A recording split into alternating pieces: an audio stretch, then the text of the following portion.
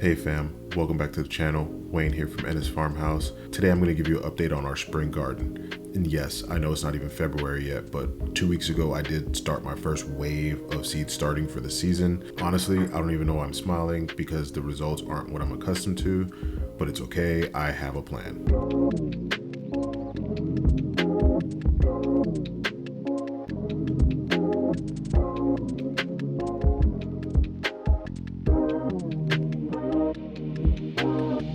So let's dive right in. In the last video, I went over all the peppers that I started so far. I've gotten different levels of germination based on the variety. Let's start with the bell peppers. And as I imagine, the bell peppers are already giving me grief. I planted 6 cells of both orange and red bell peppers, putting 2 seeds in each one of the cells. And as you can see, 4 out of the 6 cells germinated for the red peppers and 1 orange bell pepper sprouted. Overall, not happy with the germination rate, but I will reseed today. I actually bought these seed packets last year, so I think they may be a little old. So next year when I grow them, it won't be a problem. I'll have fresh seeds. The jalapenos did a little better. Let's call it 4.5 because I'm gonna lose 1. I can already tell. There's 1 cell with 2 seeds that actually germinated. I'm actually contemplating whether I should split that off. Not sure if I wanna risk the house on it yet. I for sure have 4, which is more than enough for our family. We have a pretty long growing season, and I know that 4 plants will produce quite a few pounds of jalapenos. The Dragon Cayenne never disappoints. I got all cells to germinate. Some cells even had 2 seeds germinate, which is fine. I want to ramp up my cayenne production this year. I want to dabble in fermented hot sauces. So I'm going to take all the cayennes that I can get. Then we have the Scotch Bonnet pepper.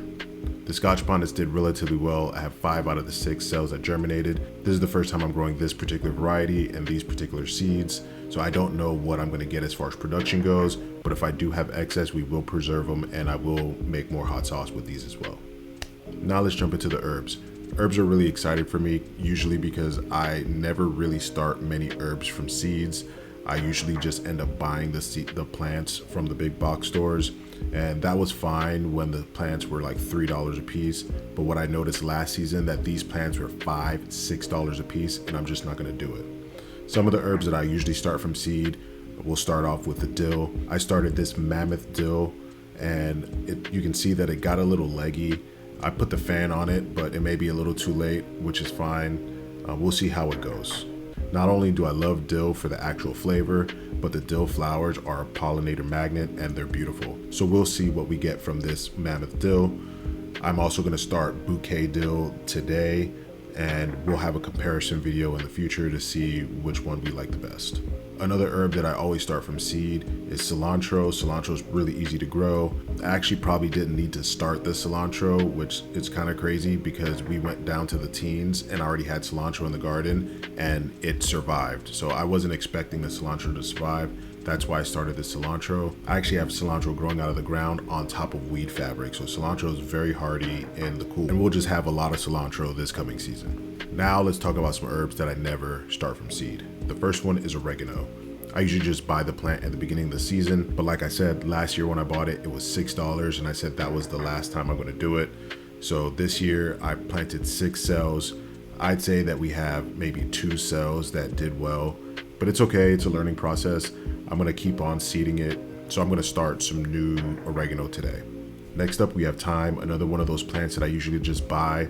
Again, with the rising costs, I'm not gonna do that this year. We figure we'll save some money and we'll learn something in the process. So I started thyme. Again, mixed germination, probably have 3 cells, which is probably more than enough time than we actually need, but I'm still gonna reseed it today just because I wanna get the process down and no one's gonna complain if we have an excess of these herbs.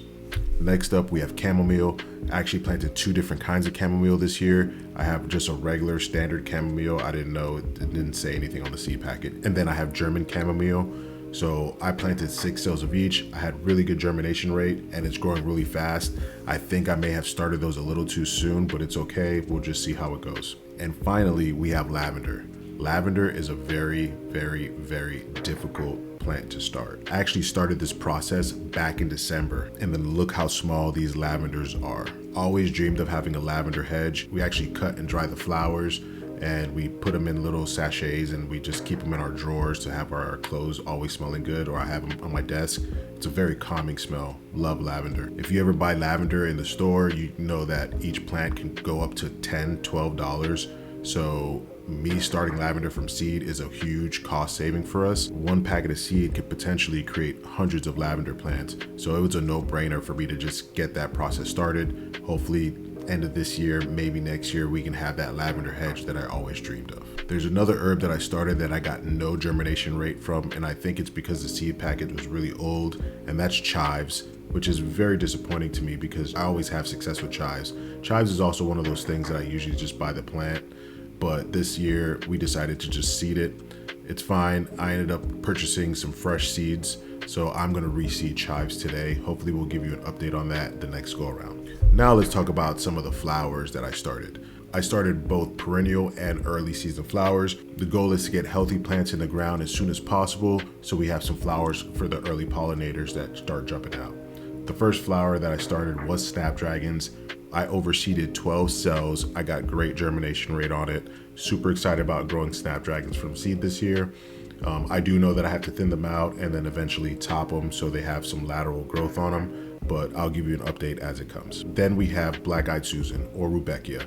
This is one of my favorite flowers to have just around. We grew a lot of it last year. Most of it was from seed, and I know that it takes a very long time.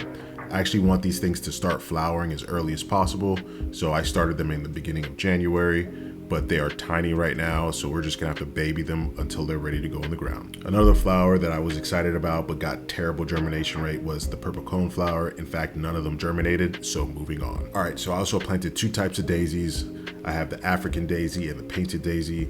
Two seeds that I planted last year. Actually, they never even got to flower, but it's okay. Started them this year, okay germination rate. Had to reseed them already once, but they popped up this time around, and I'm excited to see what they turn out to be. And then finally, one of our favorite flowers from last year was the Jaguar Marigold. And this is one of those prolific flowers that keep on growing throughout the entire season. In fact, it actually took over our tomato bed. So our tomatoes started to wither down in, let's say, August, September, when it was really, really hot, triple digits, but the Jaguar Marigold held strong clear until our first frost. So we saved all of those seeds, and I tried to give it a whirl this time, and we got good germination rate. So I have another 12 Jaguar Marigolds that are gonna go out this season, bright and early. Can't wait to see them produce. Well, that's it for this video. So happy to share with you everything that we got going so far. I'll keep you updated on the progress. I'm documenting each one of these plants individually, so throughout the season I'll give you start to end videos for each one of the things that we're growing. Thank you all for watching. If you like the content, please subscribe, like, comment. I really appreciate it. Thank you very much. Talk to you soon.